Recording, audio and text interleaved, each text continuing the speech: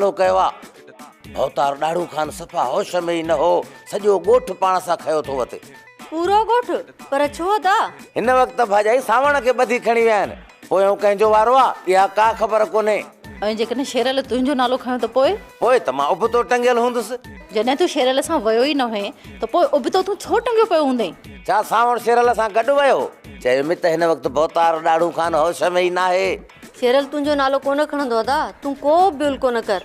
भाजाई पादर पुछन था जॾहिं न भोतार का पादर लगस मुंहिंजो त छा पर बाबे जो नालो भी खणंदो हाणे मूंखे भूछारीअ सां रहणो पवंदो और वरी मुझी मिल्कियत ते कब्जो करण दा चायो न भोतार ये ता गलत था तस्वर क्यों या गलती मुखो तो कदे न थींदी ए तार बाप मारो भाव फोक चरियो उन को थी गलती पाण सेना सजा मानू बाबा एडी गलती छो कंदा से तुजी इज्जत आ तू डाड़ू खाना को सूफ थोड़ो या न पो असा जे बंगले में रात चोरी करण छो आयो है? हां हल ओ भोतार मा चयो न ओ मुख गुलू वठी आयो ते तू तो हाणे गुलू को पुछा क्यों तो गुलू मुखे छो वठी आयो गुलू अगे असा दिसी वठंदासे तू बंगले में चोगड़े आ भोतारा या गाल ता सही था या मुखो गलती थी वई उन चरे चवण ते मा इते हलियो आयम माफी गुलू तो मथा बेजी वियो त पोए हा सही पो तवा जो मुंह मुड मोचड़ो अच्छा जी भोतार जो मुंह तुंजो मोचड़ो न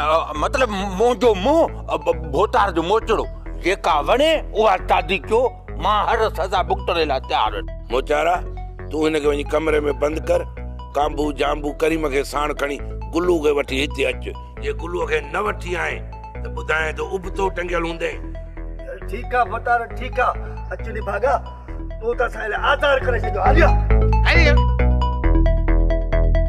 सामान जी पर्ची वजी मुझे घोट के डिजाए चजास तुजी कुआर मोकली आ यो समूरो सामान पाण शाम ताई वठी अची ते पुजे न त पो पाण समझे तो माई खटी तू घोट जे लाइ न्यापो भी मोकली या धाड़ेलन वारो दड़को जेको चयो आ उहो कर तू मुझे ला वधिक सियाणो नथी ही पर्चो भोतार के न मुझे घोट के डिजाए हथ में मुझे घोट के समझी वए न डेढ़ फुटा हाओ हाओ समझी विस बी गाल त मुके डेढ़ फुटो चई मुंजी बेइज्जती न कंदी कर तोके खबर आहे न त मां बिलोर आया बिलोर बिलोर वडो बदनाम आ तू ये कोन वेंदे वञा दो माई खटी होश न वञाए निकोर वधंदो थो वञे मीरज़ादी कजे त हाणे छा कजे ॿुधायो तू ऐं मां छा कंदासीं पुट हाणे जेको कुझु कंदो भोतार डाड़ू खान कंदो चाचा डाड़ू खान छा पियो करे? सॼे ॻोठ खे ॿधी खणी वियो आहे हाणे आहे असांजो वारो इहो छा पियो चई पोड़ा?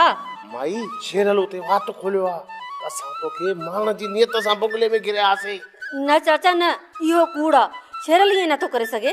कूड़ छाजो माई शेरल त उते इहो बि चयो आहे त अरबाब मूंसां गॾु हुयो जेको भॼी वियो पोइ त मां बि अथी को आहियां बाबा जो हेॾा न होॾा भोतार जा माण्हू आया अरबाब मूंखे टंगे खणी वेंदा हितां मीरज़ादी जल्दी कर मूंखे बुरको खणी आणे ॾे त मां वञी जांच करे अचां त असुल माजरा आहे छा वारो कर मुझे घोट राजा अञा ते को बि सामान न आहे मोकिलियो माई खटी सामान न मोकिलियो थी न मूंखे ते बंगले में वञणो पवंदो अमाई सॼो चक्कर भुल जो थियो आ अंब मुंहिंजे लाइ हिते आयो ऐं मंगणो वरी तो करे छॾियो मूंखे ख़बर आ मां समूरी ख़बर आ छा तूं अंब सां शादी कंदी आ? न मां न शादी मां गुलू सां कंदसि इन करे अंब खे मां ब्लैकमेल करे 5-8 लख जरूर कढंदस 5-8 लख वात पटिया उ भोतार आ भोतार 5-8 लख हुन ला का माना नथा रखनि भोतार पंहिंजी इज्जत बचाइण लाइ 5 लख मूंखे आराम सां ॾेई छॾींदो अम्मा असांखे जेकॾहिं 5 लख मिलनि था न त मुंहिंजी शादी जो ॾाज वाजो थींदो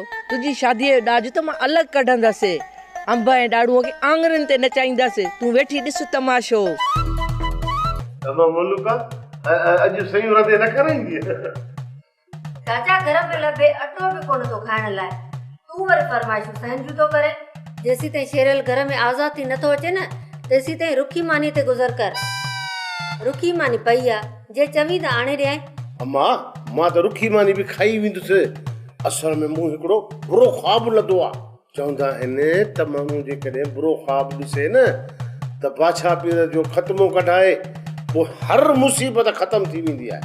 बुरो ख्वाब कहिड़ो बुरो ख्वाब चाचा?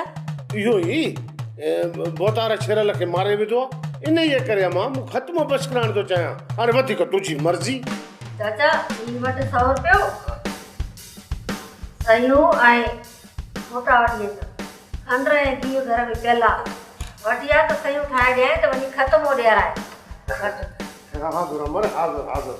असुल हीअं बसि हीअं ई मोटी आयो।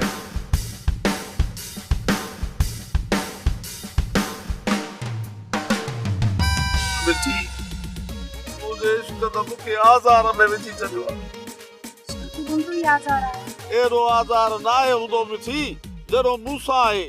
हाणे तूं ई सलाह ॾे त मां छा कयां। किनो माण्हू हाणे भलो थी वियो आहे, पोइ बि मुंहिंजी जान नथी छुटे मिठी।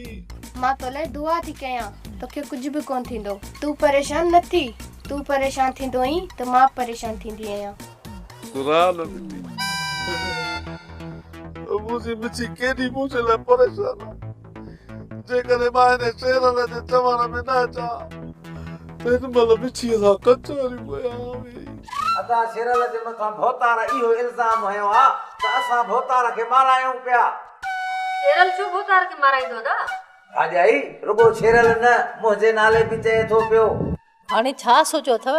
इन निभागे भोतार मां कीअं जान छॾाईंदासीं? ओ मीरज़ादी हिकु चकर इहो भोतार धोखो खाई चुको आहे, हाणे कंहिंजे ज़बान ते एतबार कोन कंदो। अदा तूं त पोइ बि ॿाहिरि आई, ख़बर न आहे त हिन वक़्तु शेरल अलाही कहिड़नि हालनि में हूंदो।